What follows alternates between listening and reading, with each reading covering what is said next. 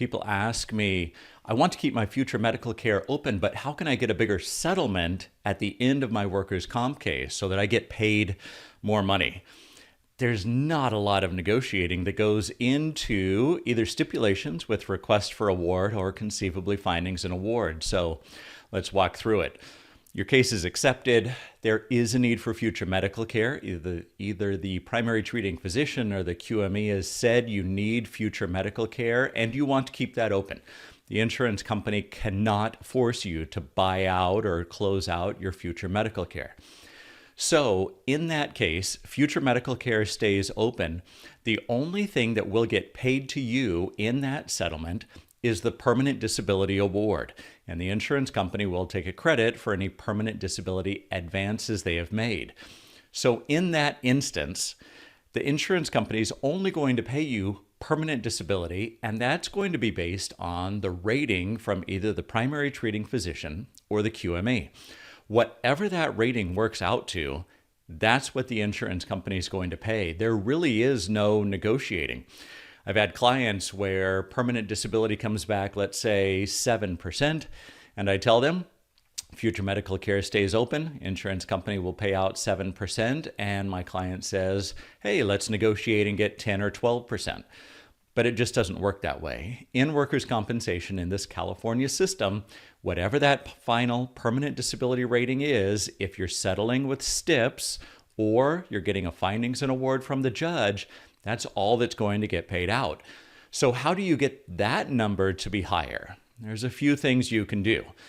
If you're settling based on the primary treating physician, you can try to get your treating physician to give a higher rating. You can make sure to emphasize, honestly, of course, any other parts of body that your treating doctor might have forgotten about. So if you injured your ankle and your knee and your doctor found impairment only for the ankle, you can make sure to ask your doctor, hey, doc, what about my knee? Is there an impairment rating there also? That may increase your permanent disability rating. Beyond getting your primary treating physician to increase a rating, which honestly, it does not happen very often. Beyond that, really the only other option that I commonly see is to object to that primary treating physician's report and go to a QME, a qualified medical examiner. You request from the medical unit, the state of California, they issue 3 doctors, you're an injured worker without an attorney, you get to pick a doctor off of that panel, schedule an appointment, you go to that QME, doctor offers no treatment, just writes a report, and that doctor may find a higher level of permanent disability than your primary treating physician did. If that occurs, then generally your settlement will be larger because the permanent disability rating is higher.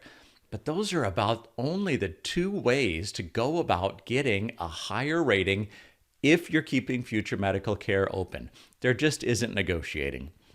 Once the PTP or the QME writes that report, it generally will go to the DEU for rating, and whatever the rating comes back at, and taking into account apportionment, that's what the Stips are going to be. You can negotiate with the insurance company, but it's probably going to be a waste of breath because if it goes to trial, the judge is going to award permanent disability based on that DEU rating.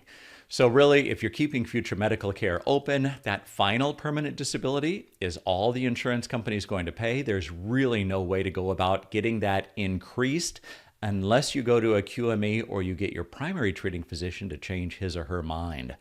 If you found this video helpful, not necessarily like the answers, hit the like button down below and make sure to subscribe so you don't miss future videos.